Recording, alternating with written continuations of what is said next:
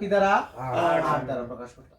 এখন আমাদের মুনাফার সূত্র ছিল, মুনাফা সমান ছিল I is equal to PNR, আর মুনাফা আসল, মুনাফা আসল আমাদের এ ছিল, এটা হচ্ছে লেগেছিল কত I প্লাস পি, বা হচ্ছে PNR প্লাস কত পি, বা আমরা এখান থেকে পি কমন নিয়ে 1 প্লাস NR, এই সূত্র দিয়ে আমরা কি করতাম সরল মুনাফা। এখানে চক্রবৃদ্ধি মূলধন, চক্রবৃদ্ধি মূলধনকে কি দ্বারা প্রকাশ করা হয়? এই চক্রবৃদ্ধির মূলধনের মধ্যে কি আছে জানো? মুনাফা প্লাস হচ্ছে কি আছে? আসল আছে। চক্রবৃদ্ধি মূলধনের মধ্যে চক্রবৃদ্ধি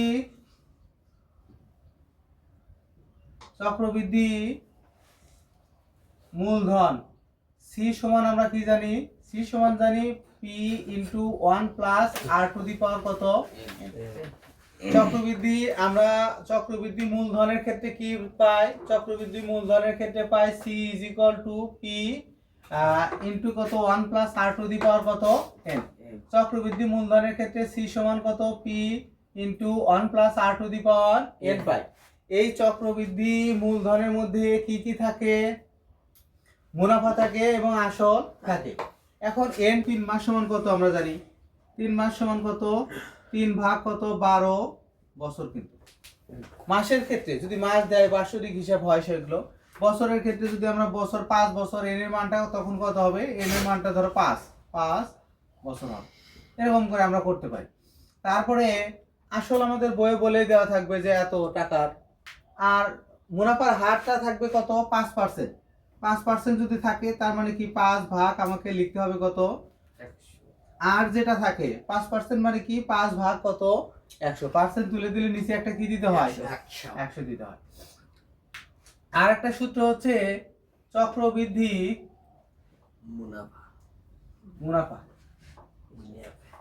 মুনাফা সমান হচ্ছে সি মাইনাস কত?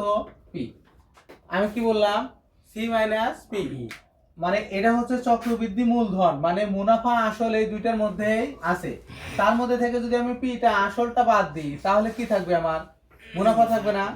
চক্রবৃদ্ধি মুনাফা সমান হচ্ছে সি মাইনাস পি, বা এর পরিবর্তে সি পি পরিবর্তে লেখা যায়, এই সির পরিবর্তে লেখা যায় P into 1 plus R to the power n minus কত? পি লেখা যায়। এই সির পরিবর্তে কত লিখতে পারি? P into 1 plus R to the power n minus কত? পি। চক্রবৃদ্ধি মূলধনকে আমরা সি সমান P into 1 plus R to the power n, বা যেখানে আসল হচ্ছে পি সময় এন, মুনাফার হার আর চক্রবৃদ্ধি মূলধনকে সি দ্বারা প্রকাশ করা হয়। চক্রবৃদ্ধি মূলধনের মধ্যেই থাকে মুনাফা এবং আসল। আর আমরা তো মুনাফার হার তো নির্ণয় করা জানি, যখনই 5% বলবে 5 ভাগ 100, 10% বলবে 10 ভাগ মুনাফার হার 8% সমান কত? 8 ভাগ আসল পি সমান কত? 6000।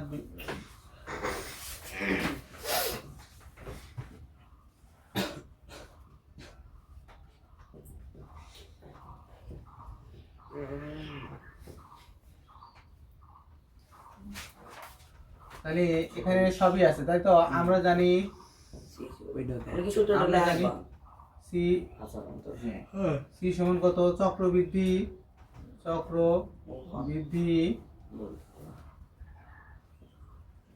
মূলধন C is equal to P into 1 plus R to the power N, 1 plus R to the power কত? তাহলে পির মান কত? ৬২,৫০০। একে সিসি লোনও বলা হয় কিন্তু, বুঝছো? 1 প্লাস আর এর মান কত? 8 ভাগ কত? 100, তারপরে কত হয়? 3। এখন ৬২,২৫০ গুণন 108 ভাগ কত 100 তার উপর পাওয়ার কত 3। ক্যালকুলেটরতে এটার মান বের করো তো।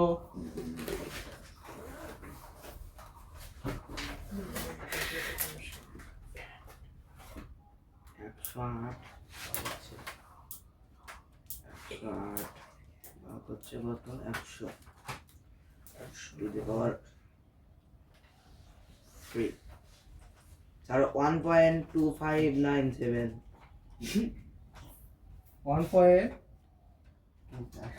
ঠিকই তো আছে 25 1.08 না করে বই দিয়ে লিখে দিস বই স্যার লিখে বই মধ্যে তো দেখি পারেন আর সমান 8% পার্সেন্ট থাকলে নিচে পার্সেন্ট তুলে দিলে নিচে কত দিতে হয় 100 দিতে হয়। আসল পি সমান ৬২,৫০০ টাকা আর সময় n = 3 বছর। আমরা জানি চক্রবৃদ্ধি মূলধন সমান c সমান p * 1 + r two the power n। p এর জায়গায় ৬২,৫০০ 1 যোগ r এর মান হচ্ছে 8 ভাগ 100 তার উপর পাওয়ার কত 3।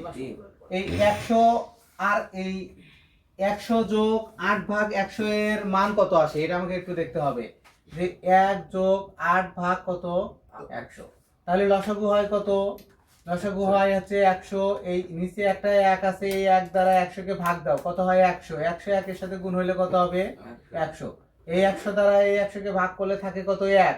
1 যা 8 এর সাথে গুণ হলে কত 8।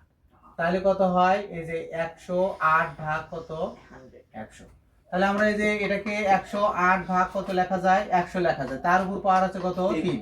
এরকম 108 কে 100 দ্বারা ভাগ করে তার উপর পাওয়ার 3 দিলে আসে 1.25971 যখন ৬২,৫০০ সাথে এটা আমরা গুণ দিব তখন হয়ে যাবে কত 7000 কত ৭৮,৭৩২ টাকা হয়েছে। পরেরটা করো তো দেখি, চক্রবৃদ্ধি মুনাফা নির্ণয় করো। তাহলে আমাকে চক্রবৃদ্ধি মূলধন আগে নির্ণয় করতে হবে, তারপরে আসল থেকে এখানে আসল কি সমান ৫০০০ টাকা,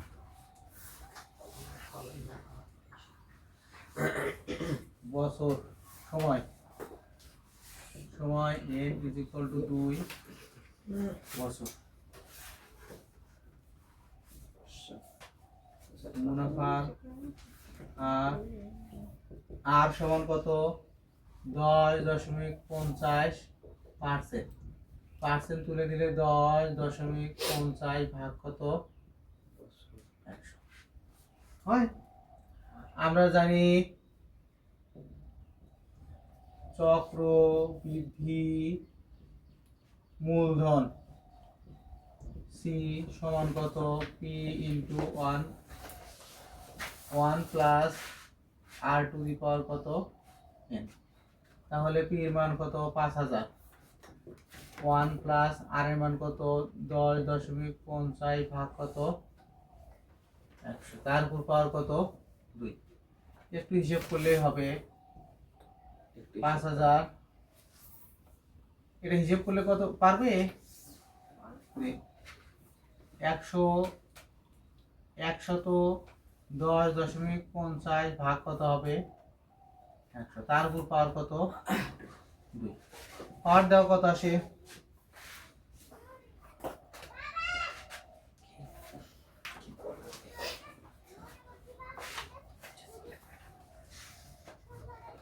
ক্যালকুলেটর দিয়ে হিসাব করো কত আসে।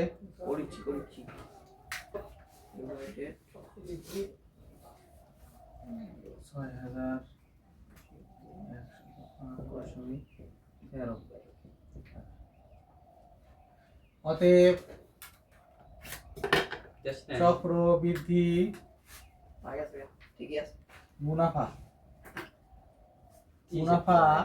সমান চক্রবৃদ্ধি মুনাফা সমান কত আমরা জানি হচ্ছে এই c মাইনাস কত p। তাহলে c এর মান ৬,১০৫.13 মাইনাস কত ৫০০০ এত টাকা। বিয়োগ দিলে কত থাকে, বিয়োগ দিলে থাকে ১০০৫ ১,১০০.13 এদিকে কয়েকটা বিষয় একটু খেয়াল করা লাগবে, এইটাকে আমরা আরো একটু ছোট করতে পারি কিনা সেটা দেখবো আমরা এখন। তাহলে আমার দশমিক তুলে দেওয়ার নিয়মটা কি একটু জানা আছে? 10.50 ভাগ কত আছে? 100। দশমিক তুলে দিলে দশমিকের জন্য গুণ দিয়ে একটা 1 দিতে হয়, দশমিকের ডান পাশে যে কটা ঘর থাকে সেই কটা কি দিতে হয়? শূন্য দিতে হয়। তার মানে কত? 10.50 ভাগ কত? একটা শূন্য কেটে দেওয়া যায়, দেওয়া যায় না? তাহলে 105 ভাগ কত? 1000। এখন এটাকে কাটাকাটি করলে 5 দ্বারা কাটলে কত হয়? 5 বিশক 21 হোক 100, আর 5 কত? 200 না? আর কাটা যায় না। যায় না। তার মানে কি আমরা এটাকে এখানে 10.50 ভাগ 100 না লিখে 21 ভাগ কত? 200 কি করা যেত? লেখা যেত। তারপরে ওই একই রকমের হিসাব করে করা যেত।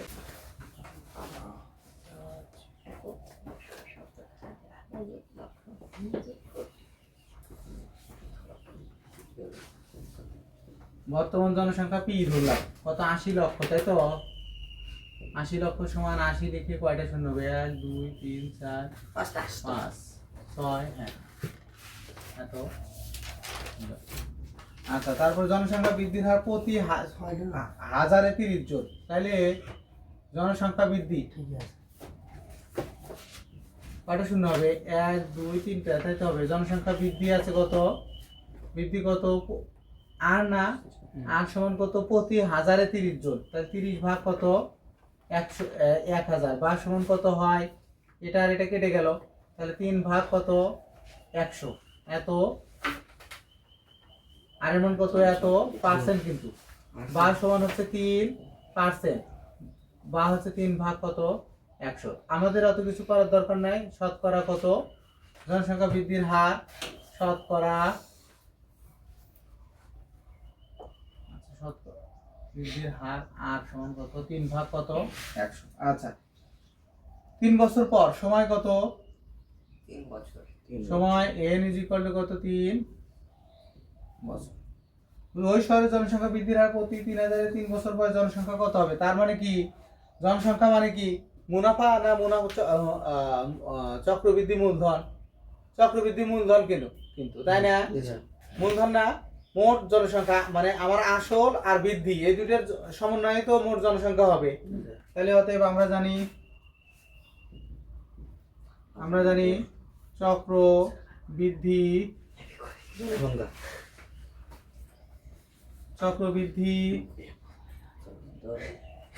বৃদ্ধির ক্ষেত্রে জনসংখ্যা সি সমান পি ইন্টু 1 প্লাস আর ভাগ কত? আর টু দি পাওয়ার কত? এন। পির মান কত? 80 লক্ষ না? 1 প্লাস আর এর মান কত? 3 ভাগ কত? 100, তার উপর পাওয়ার এন এর মান কত ছিল? 3, তাহলে কত হয়? 103 ভাগ কত? 100, তার উপর পাওয়ার কত হবে? 3। হিসাব করো তো কত আসে?